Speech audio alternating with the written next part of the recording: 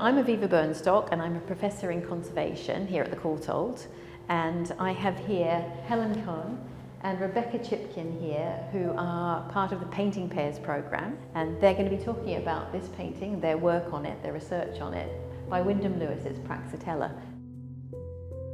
This is the painting Praxitella by Wyndham Lewis, which shows his partner Iris Berry.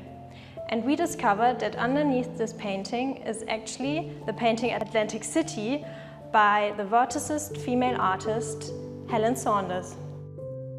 Helen Saunders is probably one of the most exciting modern artists that most people have not heard of before. She was one of only 2 women who were members of the vorticists, the most radical art movement to arise in Britain on the eve of the First World War.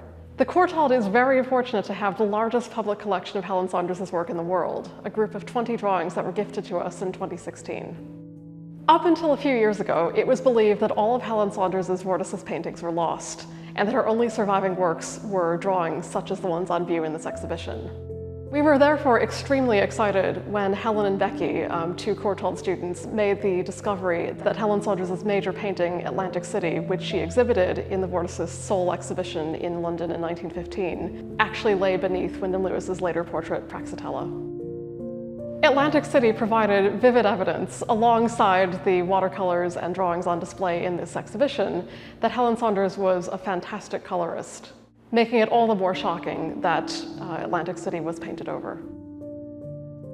So I should say a little bit about what Painting Pairs is. It's an arrangement that we've had for about 10 years now, where students in conservation who are restoring paintings or undertaking technical study of paintings to find out about how they're made, how they've changed, and other things about the painting's history and context, pair up with master students either in curating or in the history of art, and they work together like professionals to investigate things of interest to them about the painting. So they could be technical or historical or a combination of the two. And this is a really great example of that collaboration that we have here today. Was there a moment of discovery of the painting beneath Praxitella? Was there a Eureka moment? And what led up to that moment? So first of all, very important was the X-ray, because art historians had already speculated that there was a vorticist painting underneath Wyndham Lewis's Praxitella, and the X-ray made the vorticist painting for the first time in its entirety visible.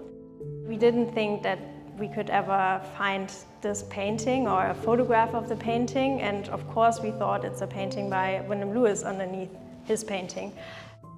But of course we wanted to know, okay, is it maybe an earlier vorticist painting, or is it maybe a painting he made later? So we looked at drawings and of course his oil paintings to see if we can see like stylistical similarities to our X-ray.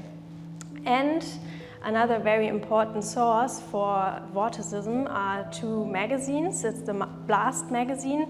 2 issues were published in 1914 and 1915. I went actually to the Courtauld library, which is close to where we are standing here, and I looked at those magazines, and then I came across one of the printed vorticist works there, and I thought, this looks very similar to the X-ray, because there are certain areas which resemble kind of skyscrapers, and this was what I was kind of always comparing the images to, and then I thought, this looks very similar, and I actually had the X-ray on my phone so I could really compare it, and then I immediately made a picture, sent it to Becky. Was like, so I got this, Becky. yeah, I got this call, and I was just sitting at the computer looking at the X-ray when you called me. And so you're like, oh, I'm gonna send you through this picture, just an iPhone, just an iPhone picture.